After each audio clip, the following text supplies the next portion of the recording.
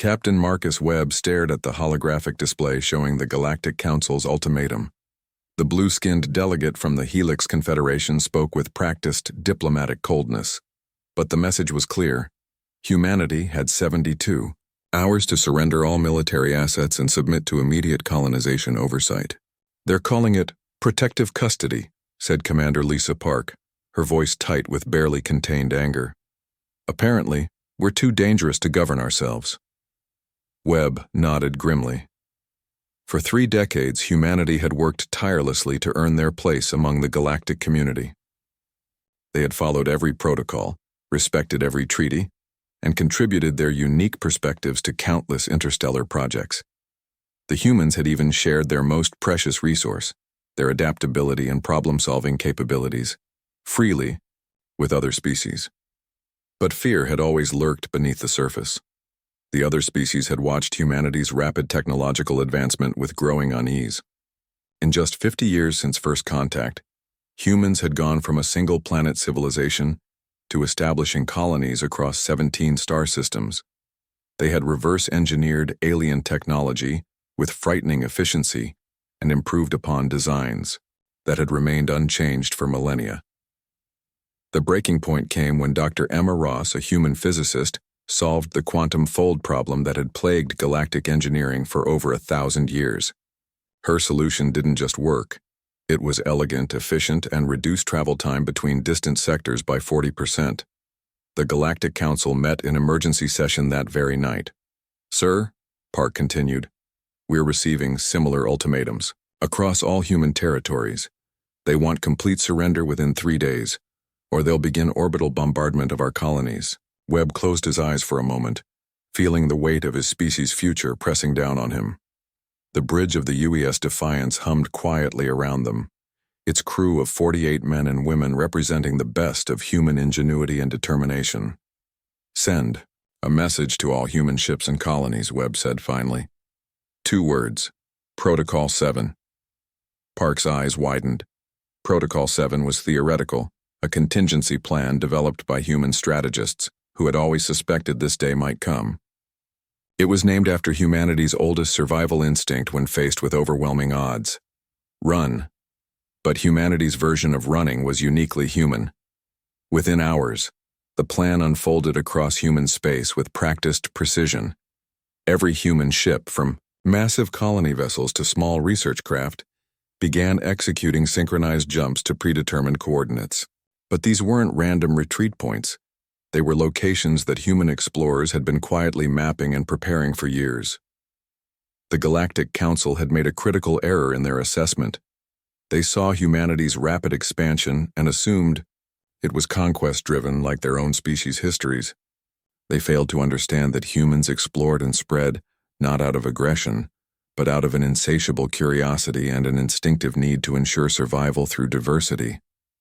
Admiral John Hayes, commanding the human fleet from the UES Persistence, watched as 73 human vessels dropped out of quantum fold space near a seemingly empty star system designated only as Target Alpha.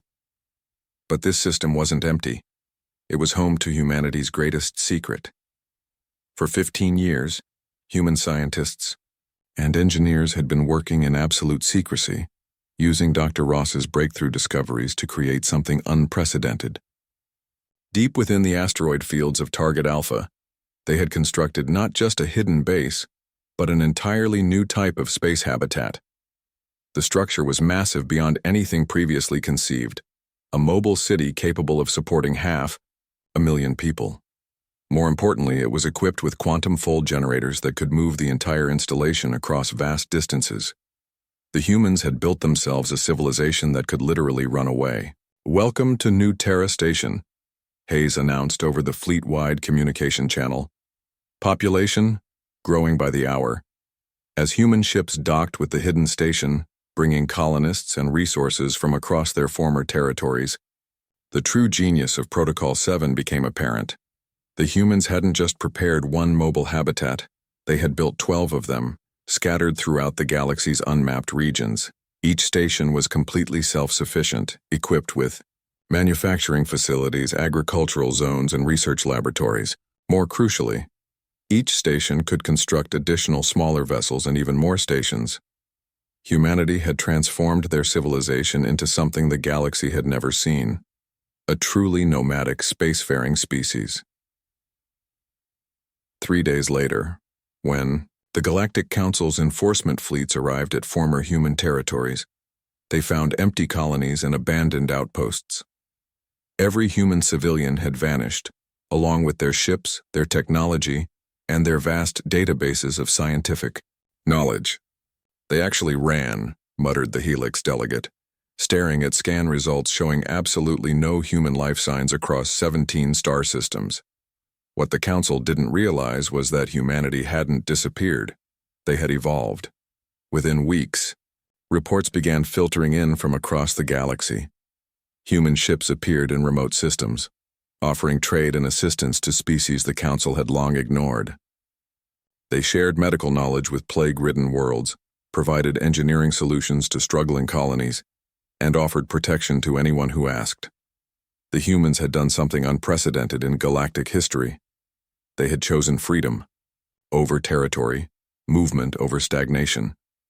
They had turned their greatest perceived weakness, their restless nature, into their ultimate strength.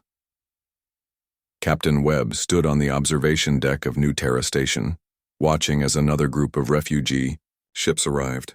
These weren't human vessels, but rather craft belonging to smaller species who had grown tired of the Council's increasingly authoritarian policies. "Sir," Park reported, approaching with a data pad, "we've received formal alliance requests from 47 different species in the past month. They're calling us the Free Fleet." Webb smiled for the first time in months. The Galactic Council had tried to cage humanity, but had instead taught them to fly. And in learning to fly, humans had shown others that the cage was never locked in the first place. "Humanity's greatest response to oppression," Webb mused, "has always been to run. But we've never run from a fight. We run to fight another day, from a position of our choosing." The stars stretched endlessly before them, and humanity was finally home among them.